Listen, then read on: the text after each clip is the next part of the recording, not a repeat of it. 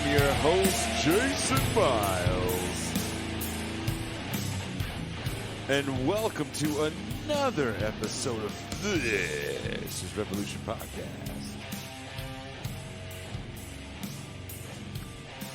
So before I even get into describing the episode, I need to tell a quick story. So recently, friend of show, friend in real life, Ben Burgess, who has family in California, flew out to California earlier. We were trying to do something. I shouldn't say just him, but we were all trying to do like some sort of like live thing for his time here, and it just didn't work out. You know, there was a live thing that me and Doug Lane and Daniel Bessner and some other people were going to be a part of. Are You Serious? We're all going to be a part of, but the people at the bookstore we're going to be at, and some people got COVID, so the whole deal got canceled, and still working on a bit of a rescheduling for that. So Ben was going to be in town, or was in town, and he said we should all get together, hang out. Sounds like a plan. There's a few of us in this podcast universe that are friends and live in California.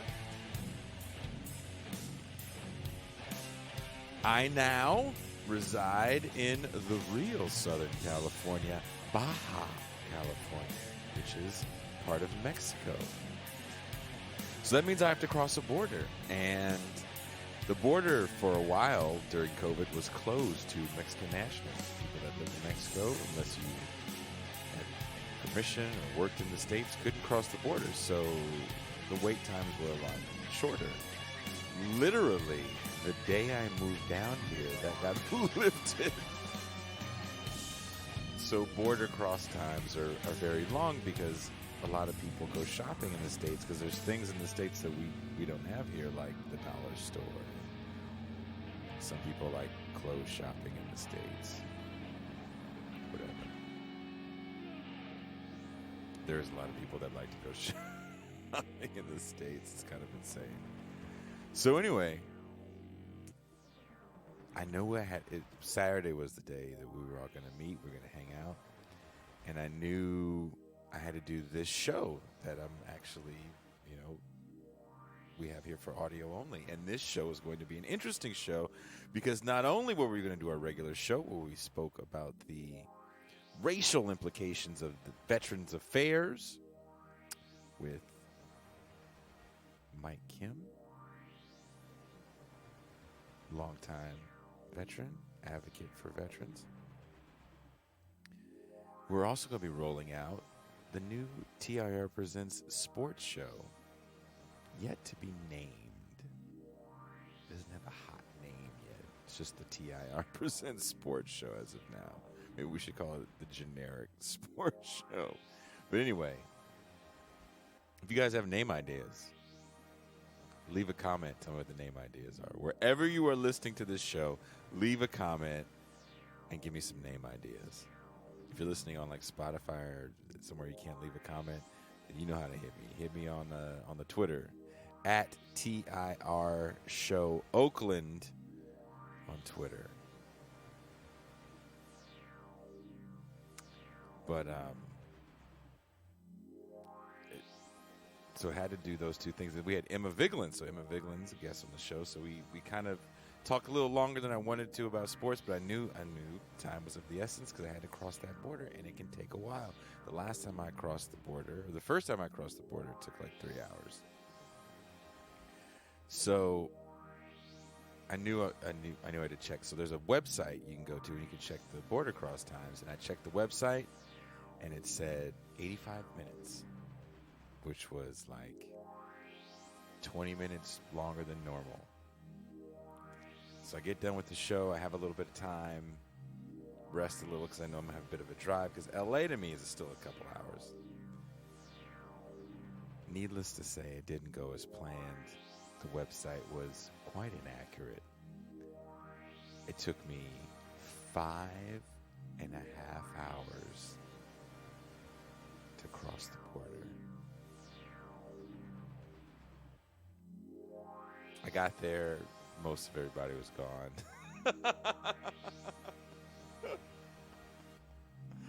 But Ben, he stuck around for me. Ben and Nando Vila. Nando Vila was there. And we hung out for a little bit. It was fun. Hadn't been to LA in forever. We definitely went to the pretty people part of LA. Had a good time. Took a fun picture with Ben. That picture was about 2 a.m. He was still on East Coast time, so for him, he was insanely sleepy. But we had a good time. Nonetheless, met Ben's brother, David. It was a good time.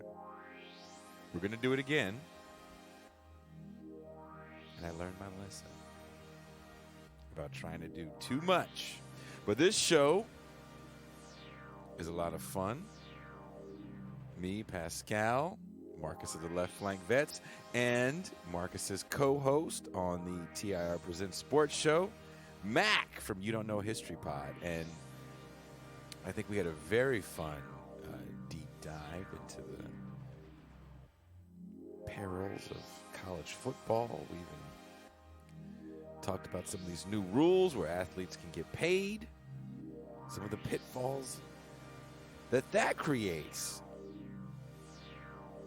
So get ready for a very action-packed 2 hours, I would say, because I knew I was going to try to do way too much on this day, and I did. I did do way too much, and got home about 4 a.m., and a few hours later, had to interview Adolph Reed for The Real News.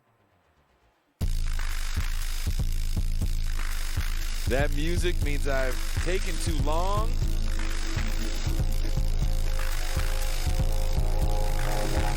It is the holiday season. Go over to the website. We have some great new items for you. www.com. This is Revolution Podcast. www.thisisrevolutionpodcast.com.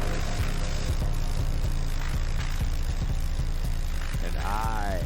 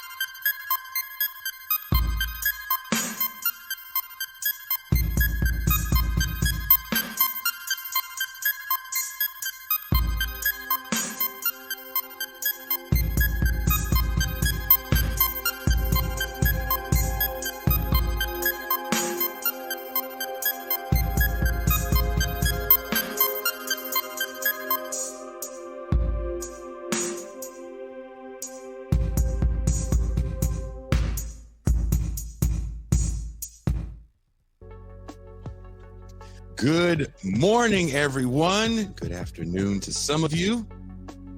I am your host, Jason Miles, and welcome to another episode of This is Revolution Podcast. I think this might be our last live episode as an ensemble for the year. I'm not sure because stuff just happens, but Pascal and I have pre-recorded several shows. For those of you that are patrons, I believe in a patron bonus segment, we were asking you guys what shows you want us to rerun that you thought were good while we were taking this break. And Pascal was like, as we were recording more of these shows, he goes, I think we should just record more of these, do these pre-records so we can give people brand new content. So, what we did, all new content. Like 6-7 shows. I can't remember exactly how many we recorded extra. So I'm very excited for those to be there. So without any further ado, let me bring in my homie, my co-host, my dog. He is the man of the Mountain Island. He is the Pascal Robert.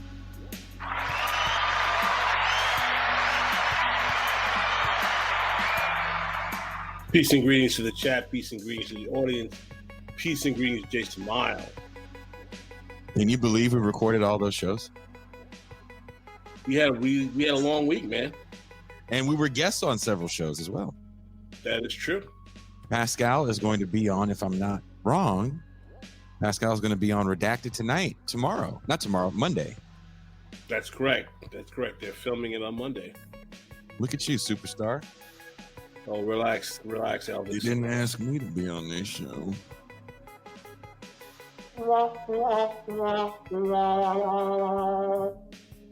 Ben Burgess was just on there too. I know. I saw he posted the link. I didn't check his episode out, but I was very happy to see that they put him on. I'm actually going to be with Ben tonight in LA. I'm going to make. Oh, you guys are doing the? Is that where you guys are doing the deli restaurant ensemble? I think there's too many like bigger name cats in this group to do that properly. I might get there a little later, so maybe I can smuggle Ben off and we can go to Rainbow and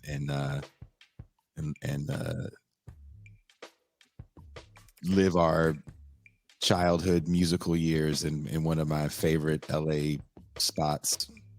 But we'll see. We'll be somewhere in Hollywood.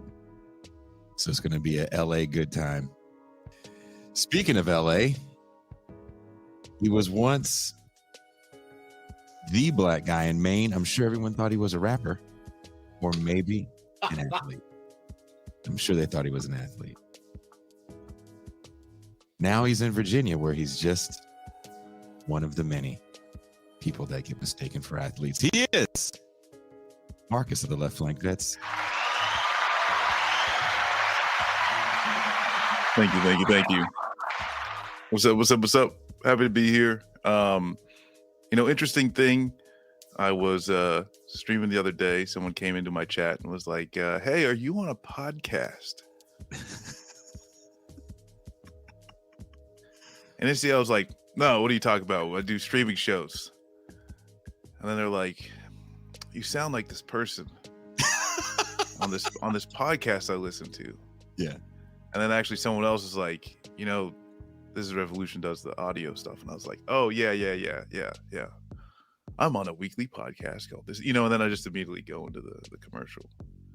But this is just such a normal thing that I was like, I wasn't even the reach, my man. The reach. When I started this thing, it was me and my drummer called me last night, kind of out of the blue, and I was having crazy issues with the Wi-Fi, and we're constantly, as the show is getting bigger, we don't keep it the same. Like I feel like as it gets bigger, I have to give people more. I don't know why that is. Like, oh, we're getting more successful, let's invest more in the show. So we're doing more video essay stuff.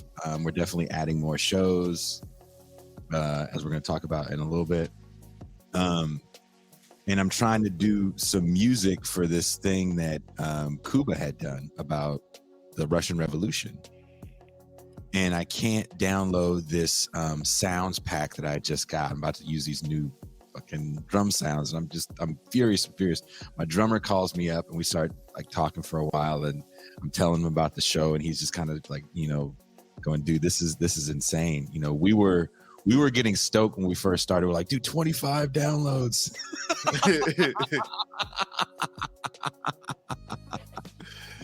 So now the reach is definitely in the hundreds of thousands. So that's from the audio side. It's a good thing, right? So we should be. Well, couldn't have done it without all of you. So it's a group. It's definitely a group effort, and everybody in that group isn't on the screen right now. But definitely shout out to Big Papa. I really can't wait for what is it? It's probably like 15, 20 years. Mm-hmm. Pascal takes over for Jimmy Fallon. And, wow. The night show, Fatback and Biscuits with Pascal Robert. Wow. Well, it's interesting that you bring that up, because I believe as of right now, we've reached a mark that Jason and I did our first show together a year ago, if I'm not mistaken. Yeah. So we have officially been doing this for a year. As Pascal and I, and last month October, I hit my 2-year mark of doing this. Correct, because you were doing it for a year before we actually got together. And so this is nuts, man. I'm constantly shocked on the growth. And speaking of the growth, one of the things that we said we were going to do is do a sports show. We've talked about it for so fucking long, and I finally have the people that I trust to make this happen. It's definitely Mark one side, fabulous hair that I am jealous of. I'm not gonna lie, I'm jealous of your hair, Marcus. I don't have it. It's looking good today. I got it on point. Didn't have to do the beanie. Yeah. Your shit's fly. You can do it to the side now. Like, look at me, bitch. What? Yes. But we had to balance out the show. We can't have two fabulous haired cats on air. It's fucking it up for me and Pascal. My hair is amazing. We got me and Pascal looking like a sack of nuts. So I was gonna say a box of milk duds, but you don't have to do that. Can't do that. So Marcus had mentioned he knew a cat. I knew who the cat was, but I didn't know. He is Mac from the You Don't Know History Pod that will be helping us with the sports show, be co-hosting the sports show with Marcus, and he'll also be guest co-hosting today. Please welcome Mac. What's up, guys? How you living, Mac? Peace, my brother Mac. Dude, I'm all right, man. Just did some grocery shopping this morning and got the, hey man, you're gonna be on air. I was like, all right. I have to apologize for that, Mac. I had my head kind of in my behind a little bit, and I didn't get a chance to give you the couple-day reminder, so that is my bad. Nah, it's all right, man. Semper Gumby, always flexible. I like that. Semper Gumby. Woo. Shit. Well, today we're going to be talking about veteran affairs and the racial politics of veterans. Always a loaded topic to begin with. Nothing easy here. This is Revolution. You would think we were going to do one of those things like the sitcoms do, like let's have a retrospective and think back of all the fun times we had. Yeah, like no softballs for my first time on this bitch, right? Like we're going to jump right into the VA. Solid. Well, to make your first time even more uncomfortable, we have lost some people. I grew up watching the Monkees. I remember the Monkees. Mike Nesmith just passed away. What? Yeah, 78. Wow. Take the last train, the clock starts. Yeah.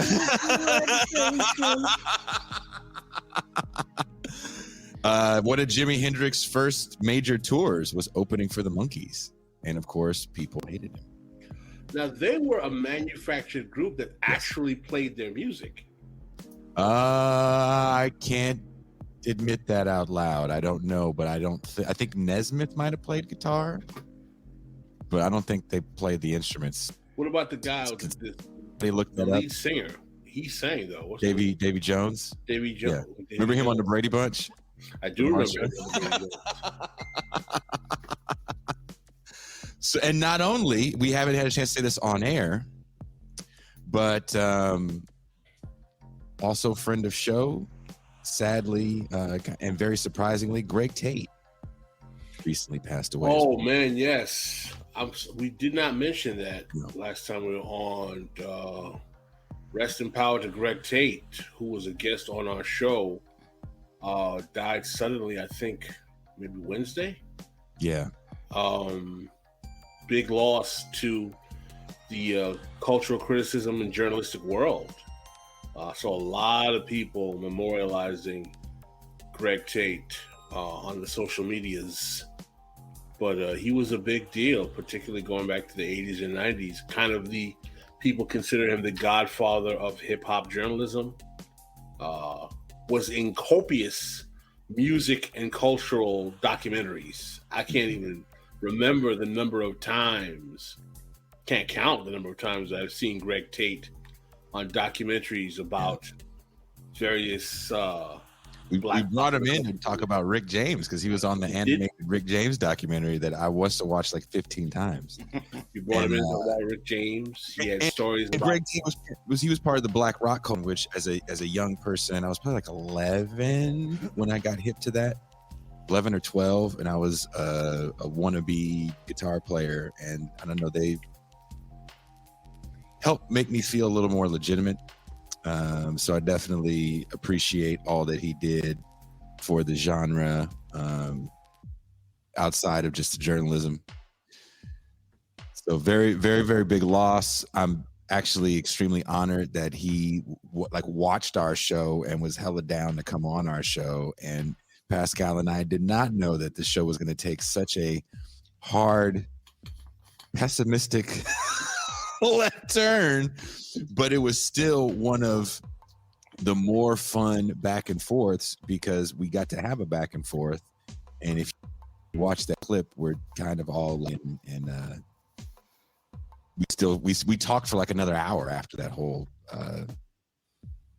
kerfuffle. I don't even know what you want to call it. Just the back and forth discussion, the disagreement, an adult disagreement. So Greg Tate, you will be missed. I have no shots. That was the only time. Say again. I'm sorry, Marcus. That was the only time an adult disagreement ever happened on this show. It's a rare occurrence. And I'll take the blame for that because I'm a child. But speaking of grown man shit, let's bring in our guest. Mike Kim is a psychoanalyst. He's a retired director of the largest VA vet center in New York City. He has worked in veteran affairs for some time because he is, in fact, a veteran and a veteran of color. And we are going to take a deep dive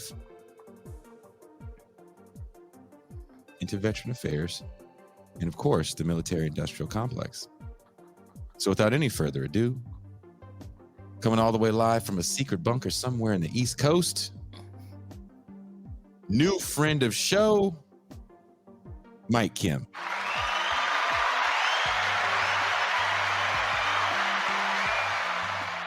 It's all bunker life, you know what I mean? Not just gangster life, bunker life. How you living, Mike? Large. Now, being on the show, I finally made it.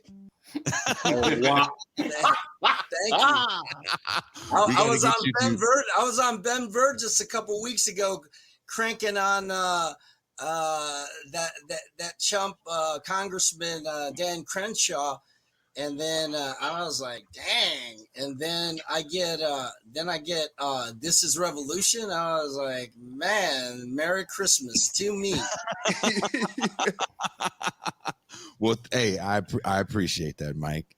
Marcus, you are a veteran. You actually have a show with a bunch of other veterans. I met you because you guys were veterans saying crazy shit. And you work in some sort of, you worked in veteran affairs for the government too, right, Marcus? So when as my staffing role, I was basically like the vets affairs guy.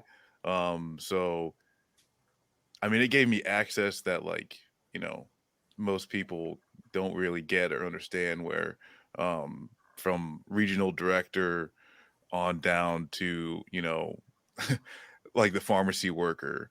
As soon as I say, "Oh yeah, I'm here for this representative," like, they just gotta like acknowledge me and tell me exactly like what they're doing, what's going on.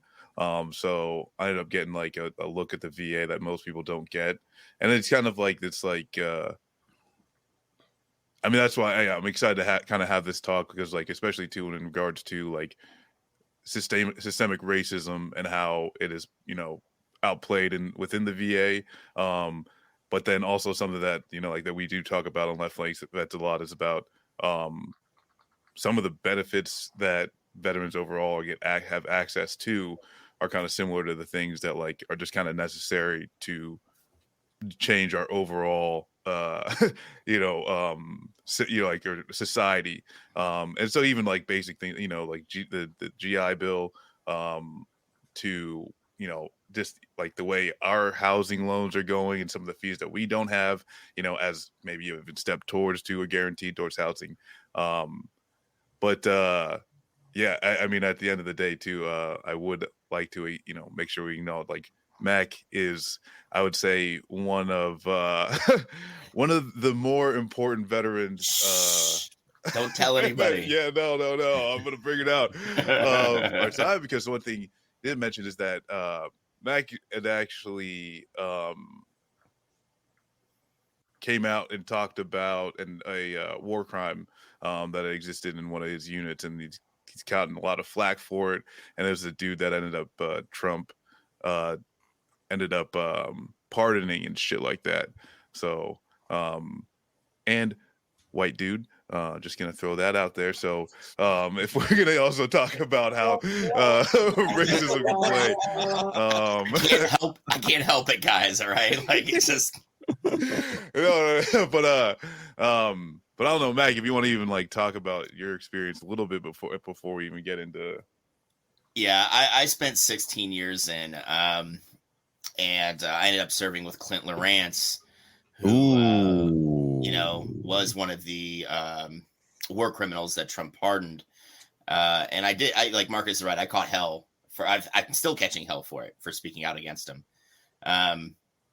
Because and by they, I mean the military, which allowed it to become politicized by not getting out in front of it and trying to like make it happen quickly without people knowing about it. And then essentially Republicans that came out and said, hey, this troop was wronged somehow by Obama and the rules of engagement. So therefore, he shouldn't be tried for killing people. So Republicans still kind of lash onto that. And it is what it is. I made the mistake of appearing on a documentary and putting out my full name. So now it's just kind of like I have to lean into it and I can't hide anywhere. So, shit happens. Jeez, that's well, Mac, since you are new to the show, let's start off with you. You want to ask the first question to our guests? I mean, we're going to throw you in the deep end of the pool. Yeah. I mean, hey, Mike, first off, Mike, it's great to meet you. Yeah. And I've heard about you, so great work that you've been doing, Well, I appreciate that, man. But like when we're talking to the VA, like when we're talking about the VA, for me, like I am the token white dude today. But like I noticed during my time in uniform, the built-in racism in the structures of the military. And it's not surprising to see how it transfers over into the VA, because a lot of people slide over from their positions in the military into the VA. But Is there any way to change that now, unless we change the military first? Yeah, well, I think that you're dead on, and what's interesting with me is being the outlandish person that I am. I was enlisted an officer, so I became a Mustang. But then I was a Catholic monk for a number of years because I grew up in a very religious home in redneck part of Florida primarily. And then as I was a monk, I was a Dominican friar. I wanted to and I specialized. The friars are academics. We educated the Jesuits. But I spent a lot of time studying just war theory. Now that got me very much in line with also the work that I was doing with veterans on the streets, in ministry and stuff going back to 1993, primarily a Vietnam veteran ministry, because, we didn't have like these endless wars as it ended up playing out after 9/11. So I ended up going after 9/11, wanting to be a chaplain, and I was kind of like, my order wanted to deny me of that because it would interfere with monastic life. So I ended up just like taking a leave of absence. And then I did, as you all know from the military, the try 1 year. I found that kind of like hack. And I said, I'm not signing up for 8 years. And they wouldn't give me my commission again. So I was not going to be an officer. And basically, for me to deploy to Iraq, I'd have to go in as enlisted again. And I was like, I don't care, I'll do it. I just want to serve. I got caught up with the propaganda. And so I served now. And I also knew that I would, because I in the process, I was also tied to the VA, working for the VA, and in a hybrid kind of position where when I was working with DOD at that particular time, I was an 03, so a captain, and then I ended up finally retiring. I was a 04 promotable, a major, whatever, GS-12. But the thing is that what I noticed was in all the transitions, like the system, the military system, with a lot of racially problematic policies, ended up receding into the VA. And just as far as like looking at levels of compensation for veterans of color, access to VSOs, veteran service organizations like the American Legion or VFW and other DAV. A lot of these organizations primarily cater to white veterans, white Vietnam veterans. And I my thing is, I've been mentored by white, by white people, as you've been mentored in your military. Both of you have been mentored by different folks of color. You've met good and bad. But the major problem that I have with the VA is that, as someone who received services from the VA and also, had some rank in the VA, just the lack of looking at veterans of color. I mean, looking at veterans of color as they are, and not. And then seeing this long history of veterans of color being invisible. And so this othering that I notice is tremendous on many levels, in regards to compensation, treatment, services to the homeless. The VA is socialized medicine and a very successful program on many levels. But this whole lack of recognizing race in the VA is very problematic. And I'm not talking about you calling me a name or whatever, not celebrating Asian Veteran Month. I'm talking more about, things where, we spent time in the military, and, that's time that we can't really, recover in regards to civilian life. So here we are, part of a system that has limited protections for us in many ways. But at the same time, when you get out, you want certain things for yourself, like GI Bill. You want, the home loan. You want access to dental and medical care. And some of these basic material issues are not, I see in many ways throughout my time, I have seen veterans of color somewhat marginalized in that. This is a fascinating conversation. And I just want to give a little personal insight for me. My mom, who was a retired registered nurse, who worked initially in New York City at Jamaica Hospital, which was the local hospital in New York City, but when she moved to Miami, actually worked in the Miami VA hospital for over a decade in the emergency room. And this was during the War on Terror years.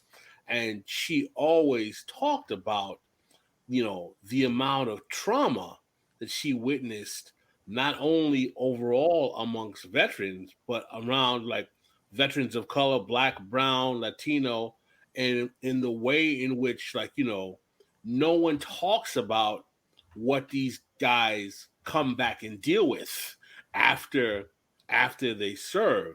And I found it interesting. And I always kind of try to connect these phenomenon to government policy and postures of race. And I'm sure you guys may or may not be aware of, but the confluence of race and the military has a very interesting history in America, even going back to the 60s. I don't know if you guys are familiar with the policy of Project 100,000 that was promoted by Daniel Patrick Moynihan as a part of the man who created the Moynihan Report. And literally, he argued that military service for Black men, particularly of those coming out of the ghetto, was a means of, you could say, racial uplift. As a matter of fact, I will give you the quote. New York Times published about a month before the McNamara speech, quotes Moynihan saying that service in the military is, for almost everyone who serves, a maturing and enlightening experience. And it is especially significant experience for the poor, particularly the Negro poor. In fact, for the young Negro boy from the slums, military service is an escape hatch out of the ghetto into the main current of American life. Now, we all are aware of the disproportionate representation of Black and brown folk in the military. But what I find fascinating is the way in which the military is particularly targeted to Black poor, because we all know about the poverty draft, Marcus has talked about it, but how it's particularly targeted to Black and brown communities as this type of quote unquote racial uplift politics. As military men yourselves, I would really like you guys to discuss that aspect of the pitch and what are the consequences that come out on the other side for those who buy into that pitch. If you don't mind me saying quickly, because I feel as though I wasn't earlier, I wasn't getting into specifics, but let's just say that I believe even Bayard Rustin went along with that rhetoric of Daniel Patrick Moynihan. So they were expecting back in the 60s, actually in the 70s, that a way to combat a lot of the radical movements, in urban cities was to have these veterans, pacified by their service and integrated into African American communities and Latino American communities to kind of be like the anchor figures in these communities. And so I believe Bayard Rustin, a civil rights right? That he was a civil rights leader, primarily in the New York area. He was someone that kind of supported that. I think that would have worked well, and there was definitely a lot of minority veterans that did pull their weight after Vietnam, and they still do that even now with these endless wars. But I think what has happened is when you look at like the numbers, like within leadership in the military, like the officer class, where the recruitment for officers, for minorities is very limited, and the numbers show it. Even a 70s or a late 80s study by the Coast Guard, interviewed African American officers, and they were talking about like the issue of mentorship in that study. I could send you the study, but the lack of mentorship and the lack of opportunity where, yeah, they may get an officer's commission, but as far as being in charge of programs that really affect the lives of much of the enlisted community, which is proportionately largely minority, that's just very problematic, right? To look at, like, the issue of promotion, the issue of the low wages. So you're coming into the military. A lot of my research at Columbia focuses on who was the military person before they joined the military. Who's the military person during the military, and how is that person living after the military, and kind of having a life world's perspective, looking at the daily life of these people during transition. And the numbers show, the military has definitely changed in the sense of there are, more minorities combined than white troops in the military right now. And the numbers for the officer corps and all branches of the service is seriously lacking. And so that makes a big thing, because to really carry out a court martial, right, to basically really be affected by the system, the court military justice system, officers rule that. And so when you have a limited representation of officers in the legal system within the military, which is very different from the civilian world, that's going to affect your discharge. So the number of minority vets that have bad discharge, what they call bad paper, dishonorable discharges, discharges, general discharge under honorable conditions, things like that. You have a high proportion of minority, military personnel who have these scarlet letter, the scarlet letter, and they try to integrate into society. They didn't have much before they went into the military. They didn't have much in the military, and they lost time, and they're in, the regular jungle of the world, and we have such high expectations. How could they be the leaders, the anchor personnel, that Moynihan and Rustin envisioned? Well, the question becomes for me, though, is that what exactly does it say about our society that the only option we give to people who come from economically depressed or racially and economically depressed communities is that the means in which the state is willing to expend to help you empower yourself and improve your condition is that you put your body on the line to be fodder for American imperialism. In other words, the nature of how we value. I mean, what's interesting to me about what Moynihan is saying is that he's actually admitting that the state has the capacity to create institutional mechanisms to change the lives of poor and working class people. That's explicit in what he's saying, right?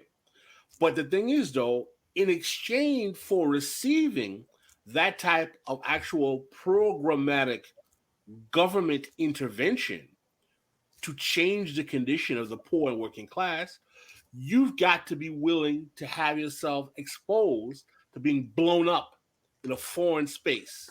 Right. And that's killing a person who might be a few shades lighter than you. And that's very different to like the immigrants from Northern Europe when Lincoln gave land grant privileges to immigrants from Europe to settle the West, right? They weren't obligated to the issue that you're talking about, Pascal. They were just given those to improve their lives. And so when I talk about people like Crenshaw, down in Houston, that congressman, or other hyper conservative, folks and neocons, they want to take a very ahistorical perspective in the sense that it's always been from day one in the U.S. military, including with white people, an issue of like the military and material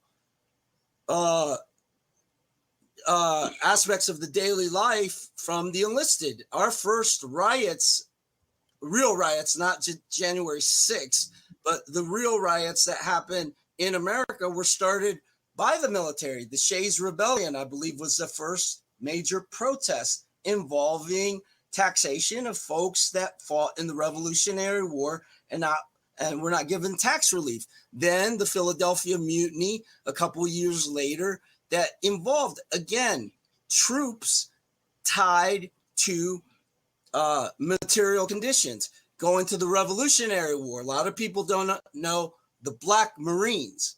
They're one of the toughest units in military history. There were Black Marines within the British Navy, and they were hardcore, and they were part of the British Navy, but because the British lost, right, it was almost as if those Black Marines and others who were blacks, as well as other Black people and Native people who were tied to the British, they really had to pay for their participation against the colonialists.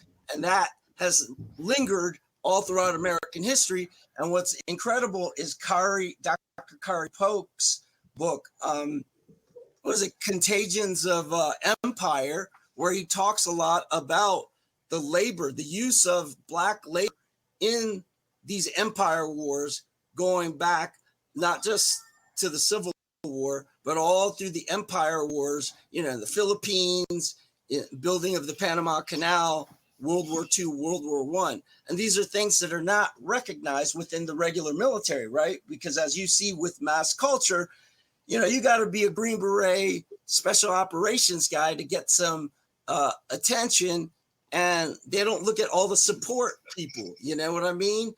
And there's cool. I mean, even David Goggins, who is a Navy SEAL, one of the first African-American Navy SEALs, he gets hell, and he had an incredible war record. I think Dan Crenshaw was talking bad about him a couple months ago. They asked him about David Goggins, and he had the nerve to say, "Oh, well, David's not known for like his like deployments." It's like, dude, you weren't there. You don't know. You know what I mean? And it's like, I'm just saying that other veteran exists. And are we going to make an effort in this country to know more about the veteran, other type of veteran, and not to make it into this binary argument of being recognized for some medal or getting an officer's commission because I'm of color, but basically looking at the fairness of a system for all, for all troops. Yeah. For me, I think like this is kind of like one like insanely complex issue, because what you have is what like the intersection between the mechanism in which capitalism and empire, right, holds on to its power, the people that are pretty much expended in doing that. And that's when we talk about the poverty draft, this is like, something where uh, obviously it affects mostly just poor people, but then when we go into who are poor people in the United States, and then that's where you get that the racism interjected into it, and then that also comes out in a lot of different ways as far as how the military is structured, which Mike did a great job of outlining, that like the officer class versus the enlisted, but then also too, and that continues on, and Mac had pointed that out, of like that literally like bleeds over into the VA and how things go along, because there's a lot of carryover between people who did serve, and then going into these institutions that end up serving veterans. And I mean, we should probably hit on like VFWs and some of these like service organizations at some point. But the thing is, historically, all of these institutions have been, complicit in like just straight up racialized violence, from the VA not accepting Black people and like a lot of these other organizations not accepting Black people to begin with, to the fact that Black vets especially were targeted, like even a Civil War, especially World War I, World War II, that as soon like that that uniform meant that you had possibly training that could defend against the state, that you would basically so like deployed and risk your life to defend. And I think, when it comes, to this day, I think one thing that I kind of like always question and wonder is just like, how is this useful to the greater society? What can we actually like learn from these things? And where I think one of the issues with the VA, especially now, and I'd love to, like, Mike, if you chime in on this, is like the amount of bureaucracy that gets put into it, the absolute denial of like universality on almost anything. And this is where it goes into that, the UCMJ, which is basically the criminal justice system for the military, of, hey, you need to get honorable discharge. Okay, who are the people who get dishonorable discharged? How are these things even processed? And then obviously you get some disparagement for Black and brown folks for being disciplined more. I mean, even right now you've got the Inspector General doing an investigation in racism within the VA. And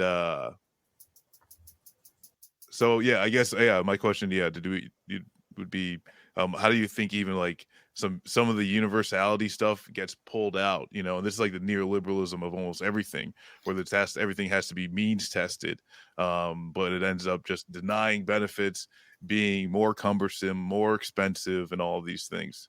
Well, Mike, if I can just jump in here real quick, Marcus, like I think you already answered your question there, right?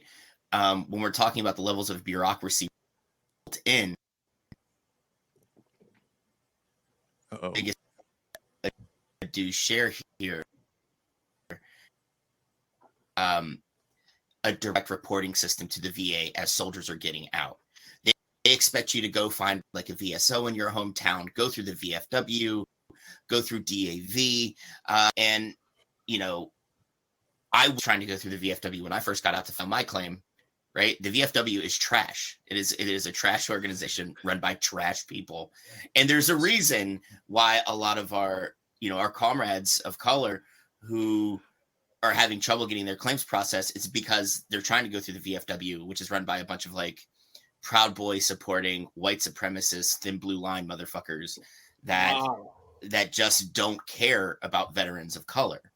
And can I say something real quick, Mac, about that? Because it's really, I'm sorry, but yeah, you're absolutely right. I got back from a deployment and I tried to join my local American Legion post, and they're the most notorious. They did everything to block labor, the American labor movement. They busted unions, and they prevented a lot of like people of color to receive GI Bill benefits and all kinds of things that they're working, home loan stuff.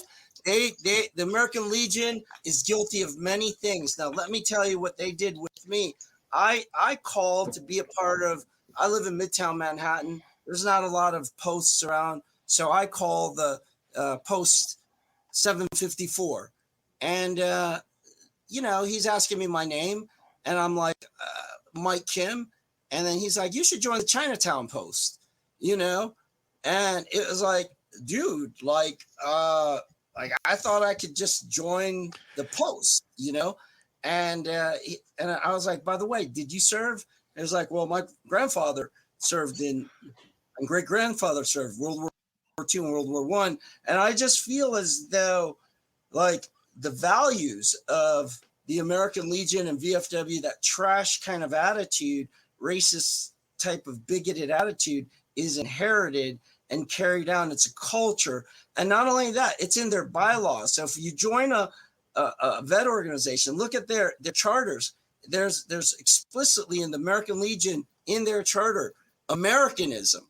Their whole thing is to spread a certain type of Americanism that limits other people. And I just wanted to say that because, that really affected me. I came back, I served in the military 4 different times, going back from 86 to 2009, different times. So, I didn't need that.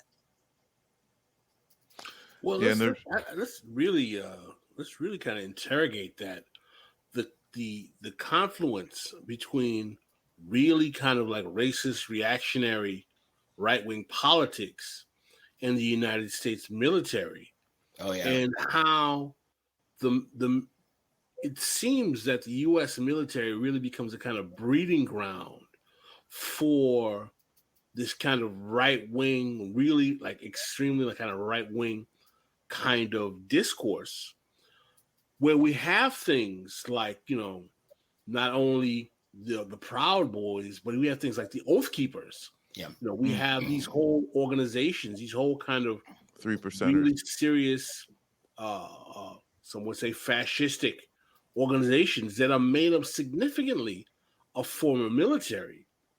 In this particular political moment that we see right now with this kind of rising reactionary right-wing politics, how does military service function as a feeder for this type of politics in this moment? I'd really like you guys to discuss that if you feel comfortable. Honestly, Marcus, I think you and I we've talked about this. Yeah. The biggest issue, especially when you're in combat arms, Pascal, is I don't know if you're aware of the study done right after World War II, right? The draftees that formed the backbone of the Army in the Second World War, when they qualified with their weapon systems, fired at circular targets, right? And they found out that for every 1 round fired and that actually hit something, there was almost 20 rounds fired that missed, right? So then they went to what we call the E-type silhouette, which is the outline, like the head, the shoulders outline that they introduced prior to Vietnam. And they did a similar study. And then they realized that for every 1 shot that hit, you only had 3 or 4 misses. So this is where we get into the othering, which can be applied to a lot of different things. During the Vietnam War area, it was the Vietnamese people that were othered. During the Cold War, we had the Russians and the Soviet the Soviet satellite countries were othered. Heading into the Gulf, all Arabs were othered, and it's continued to be that to this day, right? It's something that is actively enforced, especially in combat arms. Now, when you look at the combat arms as well, where I served in the infantry, it's a very lily white part of both the Army and the Marine Corps. And it's a family business for a lot of these infantry people, right? My father did it, my uncles did it, so I had to do it too, right? So you have this kind of inherent othering that is happens to the father and the uncle and the other relatives, that's then passed down to these kids that then continue this tradition of military service where that othering's only continued and reinforced. So you have a lot of these right-wing whack jobs that are actively employed for anywhere from 4 to however many years that receive all this training, and then they go and join organizations like the Proud Boys or the 3 Percenters or the Oath Keepers or whatever, you know, militia is starting, you know, at that time, or a right-wing group. And then they immediately move into kind of like leadership roles in it. And the especially the infantry just keeps churning people like that out. Yeah, I think this is like just complicated because on some levels you have white supremacy just just being allowed to foster within the military ranks. And I was in the infantry. Everything Max said was completely fucking correct. You know, it was like one other dude and my corpsmen were black, mostly other white dudes. You know, you had a few Latinos in there. But there was a Nazi. You know, there's a dude that had Mein Kampf and all types of other like fascist literature on his bookshelf. And there's room inspections every week. I could get my ass chewed for too much ice in my freezer, but not once did this dude get his ass chewed for having Nazi fucking books. And then so when you and going on, I mean, like this is somewhere there's stories of like VFW post heads, you know, like the actual like buildings, you know, like each post that are like in the KKK, you know, and basically like a lot of the hierarchy just like basically matched for local KKK groups. Looking at the numbers of fucking January 6th, you know, military members overrepresented like versus the overall population. I will say I was a Marine. The Marine Corps overrepresented in veterans when it comes to that shit. But something that I do have to question is it that, you know, the military, you know, inherently does this to people, or if the reactionary right isn't just more organized, which is something that we talk about as well. This has been a concerted effort by non-veterans in these, you know, right-wing to fascist groups to get veterans and people with training. And I think as we see throughout so many other different areas, the right is just better at organizing and building institutions that serve their interests, and then the leftists. And I think that I think that's maybe how these things are playing out. Well, this is the question I'd like you guys to explain, because our chat, we have Mike McGuire was basically kind of disagreeing with me. He was saying that he does not believe it's actually a certain kind of institutional mechanism within the military that breeds these reactionaries. He's saying that these people actually come in this way. Now, I would kind of push back against that, because I know many, from my personal experience, many black and brown folk who did not come from long histories of having racially reactionary politics, who have gone into the military in various branches, and they come out hardcore right wingers. No, I'd say there's hardcore right wingers. There's a good, I mean, and there's a lot more propaganda that's going to go into people who have to potentially fight wars or do fight wars than this is your general American citizen. So, and like, I mean, that's where it's like something too of like my dad, my dad served in the Army. He was like, but he was a hospital tech. He fixed like hospital equipment and shit. And it was late 70s. So he like missed Vietnam when he started. But a lot of those veterans, but that's also a lot of times of South American intervention. And like to this day, you know, he still carries a lot of these just absolute bullshit empire fucking ideas. And so yeah, I mean that's actually, you know, it's very true. What yeah, what happens, I think, as a psychoanalyst, and even looking at even looking at Frantz Fanon, you know, a lot of people don't realize he was a, you know, a combat veteran, but not only that, he had the highest decoration in the French military, you know, so the dude was a legit war hero, you know, in the field. And the whole thing of his self, you know, his whole concept of the self-consciousness, when he recognized that he was all for France, you know what I mean? And it took being, you know, whatever he was like, whatever, from Martinique later on, going, you know, to France, and being like called, you know, the N-word by these French merchant marines on the ports, that to a certain extent he kind of was affected by that, because he served his country and had kind of like a change, but he did have that. And I even had that kind of almost absolute, you know, blind love for Reagan and the military and everything. And so I guess what I'm trying to say is, you've got that going on. And I think Fanon got some of that from Mimi's understanding of the colonizer and the colonizer, where in the book, in Mimi's book, there's the colonial, right? And I think soldiers, Marines, military personnel are these colonial type of people that back the pursuits of empire, back the pursuits of the policies, the rigid policies towards the subjected, and they themselves become subjected, but they don't want to lose their place. They don't want to lose their benefits. They don't want to lose their status within the system, you know? And so that's why you've got people, either poor white people like J.D. Vance, which I found kind of interesting, because, you know, he's got Hillbilly Elegy. And if you read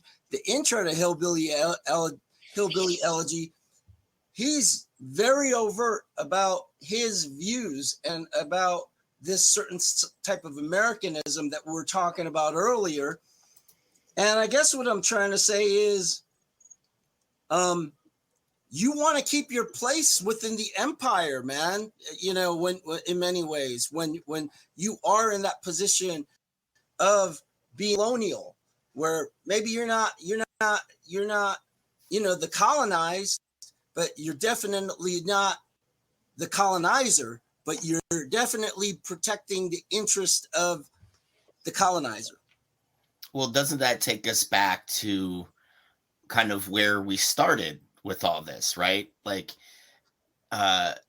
you know, let's just call it the royal we here, you know, the American we, you know, we've allowed and elected officials who have turned the military into one of the few guaranteed jobs programs where you can actually get yourself out of a bad spot.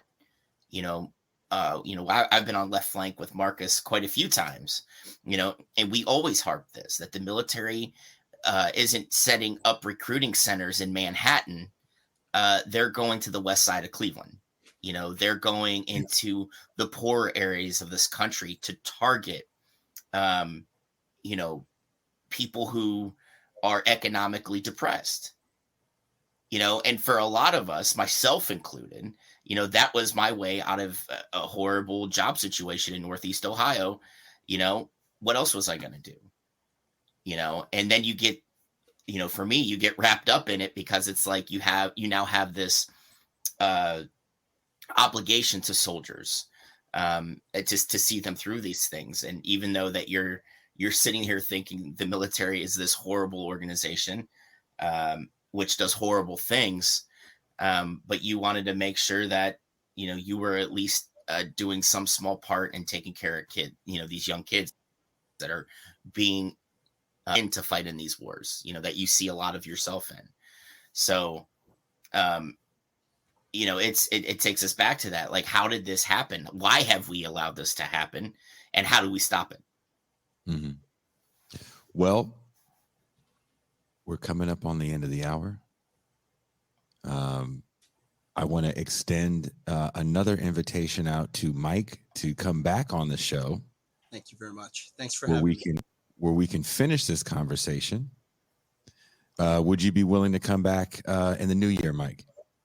Man, I'll camp out. I'll set up my hoops. I'll left flank too. I'm gonna be stalking you guys. Yeah.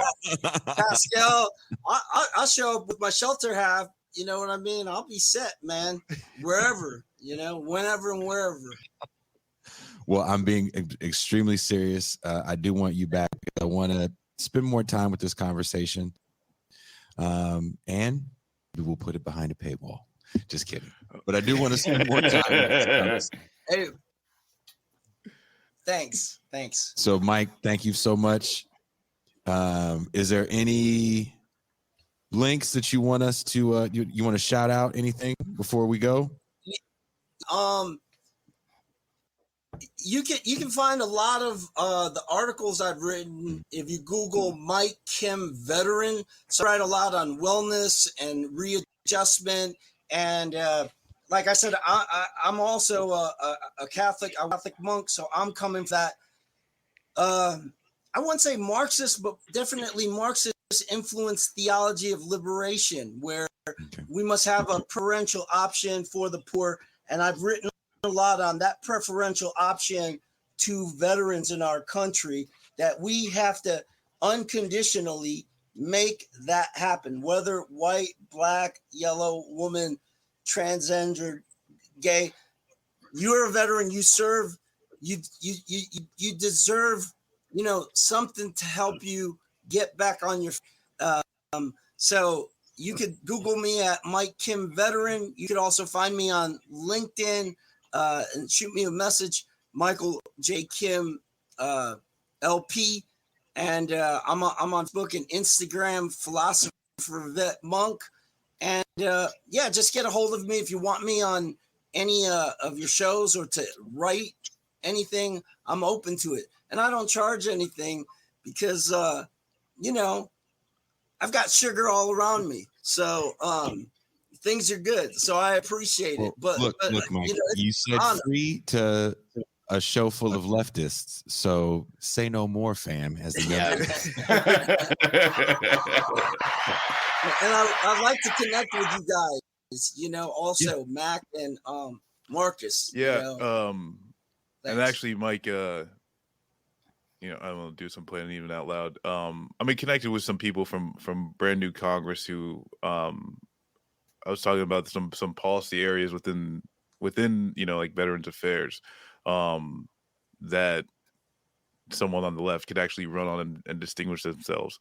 And I brought up this idea of like just a universality, like, hey, if you served, you get it, type of thing, as well as just to kind of bring that type of idea into the forefront of like the narrative. But yeah, we should definitely. I'll get your contact stuff. When the show's over, I'm gonna send an email so everybody gets connected. That's cool. Awesome. Yeah, and thanks for your story, Mac. I really appreciate it. Hey, not a problem, Mike. It was good meeting you, man. And Pascal, as always, I appreciate your knowledge where I could pursue thievery and pretend I'm you, but with the crazy headband and Lambo hair. I appreciated the engagement, man. It was really a pleasure to have you on. Please come on again. Thank you. All right, peace, Mike. All right. Are we saying goodbye to Pascal too? I don't know. Do you guys want me to say goodbye? Yes. No, just kidding. Our guest looks mildly perturbed in the virtual green room.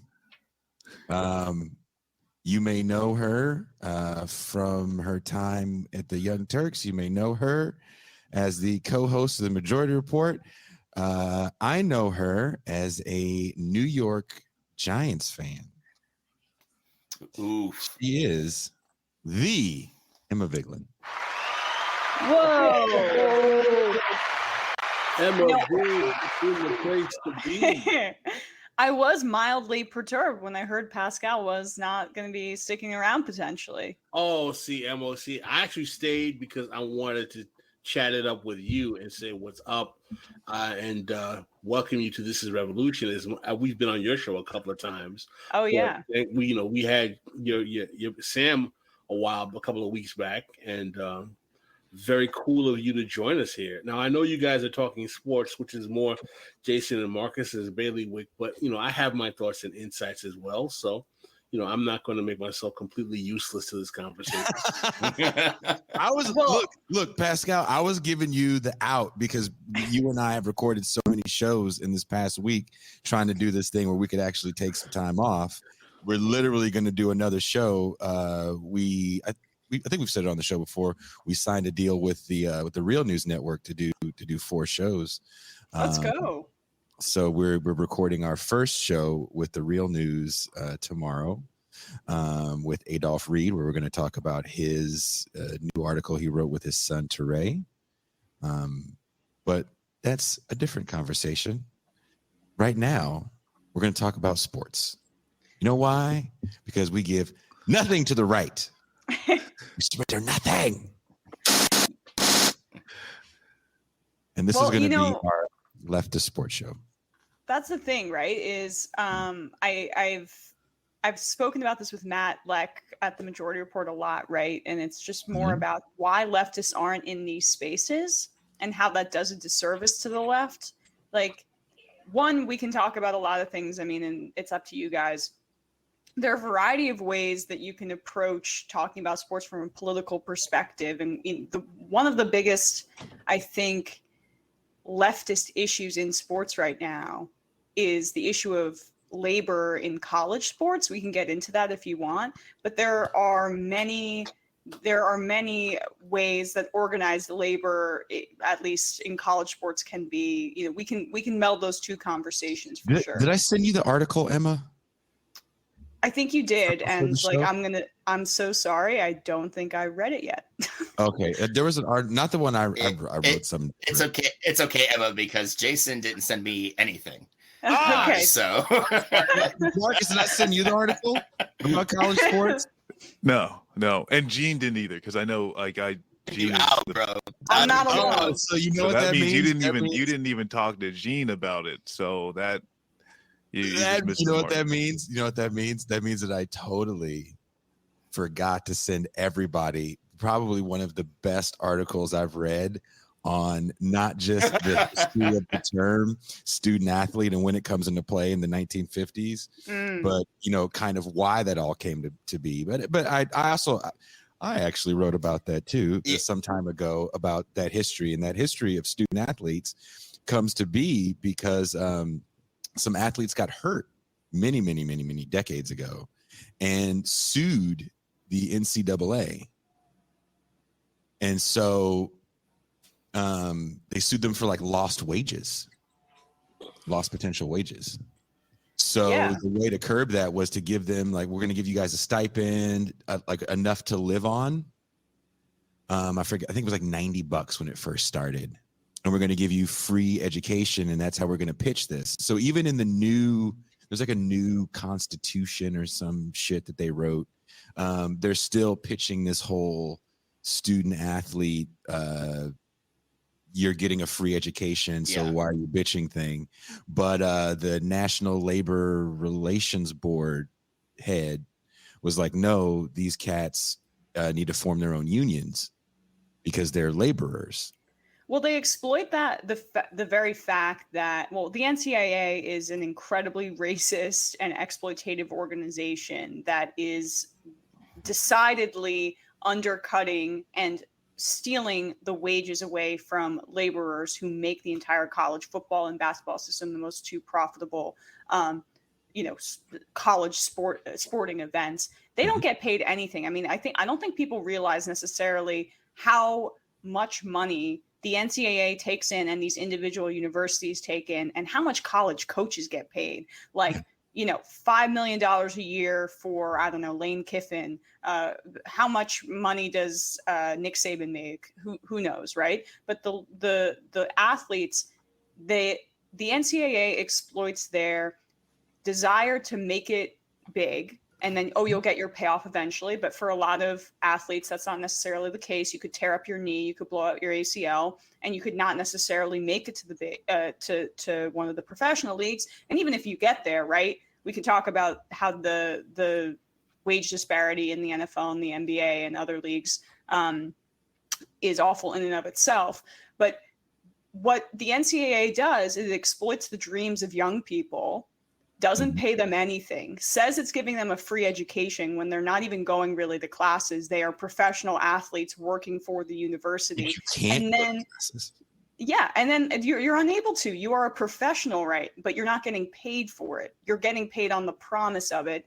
And then it's also the unionization effort is undercut because this is such a finite period of time. If you're going to college, you're going for 4 years. So once you leave that workplace, like, you know, unionization is more difficult. So organization is more difficult. So they take these very specific conditions in order to uphold incredibly racist, exploitative labor practices. And that's honestly why I don't watch college football. I love sports, or college basketball for that matter. For the most part, I'll sometimes tune in, but I find it to be, I'll watch it for draft purposes, honestly. Okay. So maybe I'm backtracking, but it's an awful like system. Let me add a caveat to that, to that discussion to this topic that you bring up. So in some states, they passed a law that college kids are going to be able to get paid for their likeness, and they'll be able to get paid for camps. They'll be able to get paid for commercials. We're living in a world, and this was actually the piece that I sent you. It kind of delves more into this, of an influencer culture, right? And as younger athletes, a good friend of mine is a high school basketball coach, Emma. His name is William Liu, and one of his kids that he coached was Dame Lillard for the Blazers. And nice. Wow, he did a terrible job. He's got a few guys in the league. Yeah. But one of the things that Will was telling me about was that when, I want to say it was like Dame's rookie year, guys were falling asleep at the rookie symposium. A few years later, as becoming a brand becomes more of a thing in the NBA and the NFL, guys were there with laptops. They're asking the speaker to speak longer. They're asking more about investment opportunities. It's a different athlete. It's a different time. Now, why I bring this up is in college athletics, especially in places like the Midwest, if you go to school in Nebraska, if you go to school in Oklahoma, if you go to school we get the point. Yeah. You're the most important athlete because you don't have a pro team. And sometimes there's colleges that outperform their pro team, even in LA. The 2005 USC Trojans. Ohio State fan chiming in to say that, yes, when anyone asks me who my favorite pro team is, the Ohio State Buckeyes. I mean, look at Atlanta, right? Like the Falcons are not really able to fill up that stadium that much, but like people go hard for Georgia. Yeah. Now, if you are a fringe athlete, because let's keep one thing in mind, a 4-star, even 5-star high school recruit in state that stays in state, that maybe doesn't perform as well when they finally get on the field, or maybe coaches change and they get relegated to the bench, but they're still a bit of a name. They now have a brand. They're literally walking in the door with a brand. And they can now do commercials, they can do camps, they can have radio shows. How is this going to change the landscape, especially when it comes to recruiting? So, and I say that because when you have a school like Alabama, and we saw this with Miami in the 80s and 90s, where the quarterbacks that came out of Miami that even won Heisman's come from my neighborhood. Yeah. Ken Dorsey is from Miramani, which is in a city called Orinda, California, in the East Bay. Gino Torretta, who won a Heisman, California, which is in the East Bay, not far from me. I'll be in Mexico now. a lot of players came from the Bay Area in California, but they went to Miami because that was the dominant school. Alabama's doing the same thing. Najee Harris is from Antioch, California, which is in the Bay Area, right? How many players from Alabama are actually from in-state? If I'm Oklahoma and California, who's rolling this out, and I really feel like the universities had a lot to do with this bill getting passed, I can now keep all my top 5-star recruits because I have a selling tool that I didn't have before. You can go to Alabama if you want to and think about winning a championship, and that's great. Maybe you make the league, but you know what? If you don't make the league, if you're a fringe player, you can do car commercials, you can have a radio show. If you're handsome, you might be able to get into movies. That to me is going to change the entire landscape of college football. But is this influencer culture that is so dominant a good thing? And I will take my answer off air.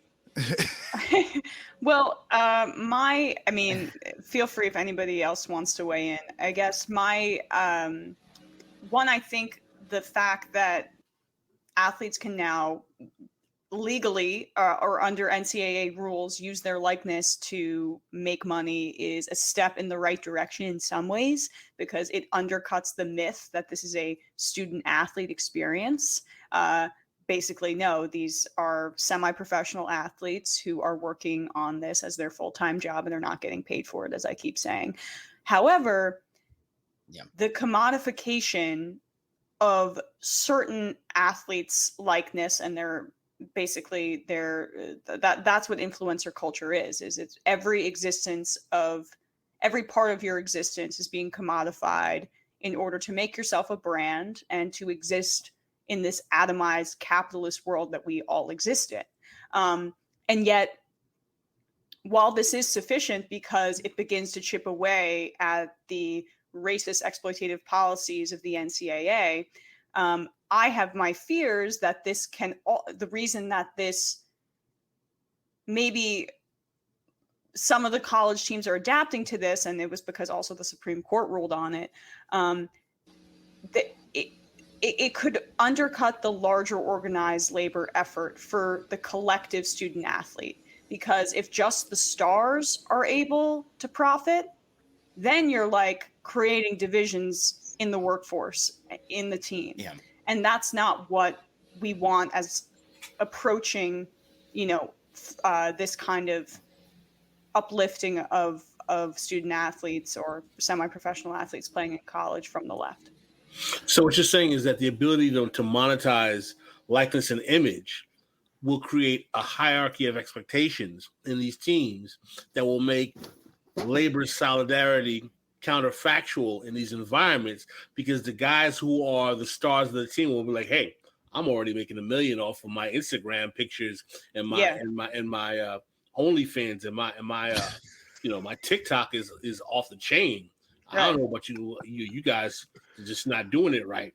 While the other cats who may not be able to actually get that kind of public notoriety, they're not going to have a unifying mechanism to basically come together with those high-profile stars of the team and say, listen, let's come together and create a labor union where we all get a minimum kind of wage, salary, so on and so forth. So it's an interesting spin on it, because some would have made the argument that the monetization of the image and likeness was a kind of economic democratizing tool. In other words, it was giving some justice to these players. Is like, at least now they can make some money on the images and likenesses being used by, video games and so on and so forth, who have been doing it for years and not compensating them. But at the same time, you really bring an interesting kind of counter argument there. I mean, is that only provides access to capital for a certain cadre of those players, while being and basically an element of counter solidaristic reality in terms of not allowing people to unify around their actual labor value as players. As a collective. I mean, I think I think it can be both, right? I mean, I think that it is a good thing that at least my number one thing is in the short term, I want these players to get as much money as they can, right? Because they have a finite career and you never know when it's going to end. And as we were talking about earlier, a lot of these guys come from low income or come from different areas where they become an economy of one for their family. And because we exist in this, hellscape of a capitalist system, they have to cash in as much as they can so that they can create generational security for their family. So I'm never going to knock an opportunity for these players to get paid. However, I think both of these things can happen, right? Where I think the established order in the NCAA is a lot more. Sorry. Sorry about that, Emma. I didn't mean to interrupt, but for me, NIL is good, but only to the point where this is the NCAA passing the buck. That's exactly what it was. I mean, that's why you didn't see them push back much against it when it happened. But this is a way for Mark Emmert, the spineless jellyfish that he is, to say, look, players have access to funds now, right?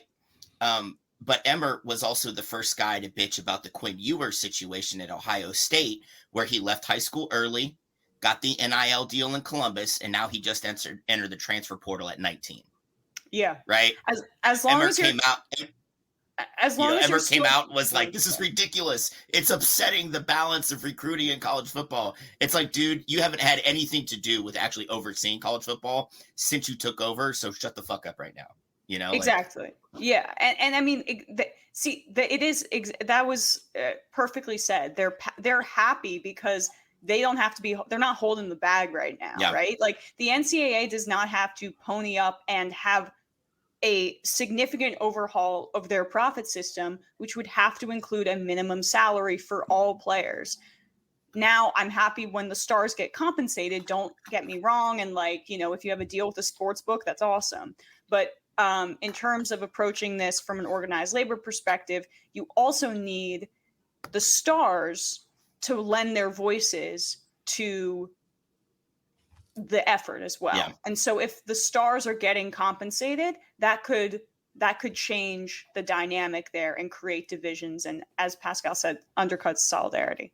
Yeah. I mean, I think we actually have a shot though at smaller colleges like D2, D3, and maybe even some FCS schools. Yeah.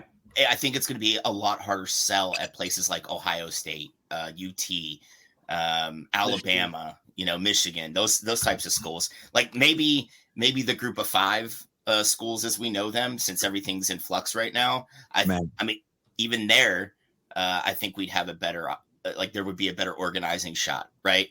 But as long as you're in the big five, schools, I really think that's the hard sell. I think it's gonna. Well, look, Griscom just sent me a message. David Griscom just sent me. What's up, David? And he goes, I guess a bunch of boosters got together and they're paying all the linemen at UT, the scholarship linemen, $50,000 to do charity events.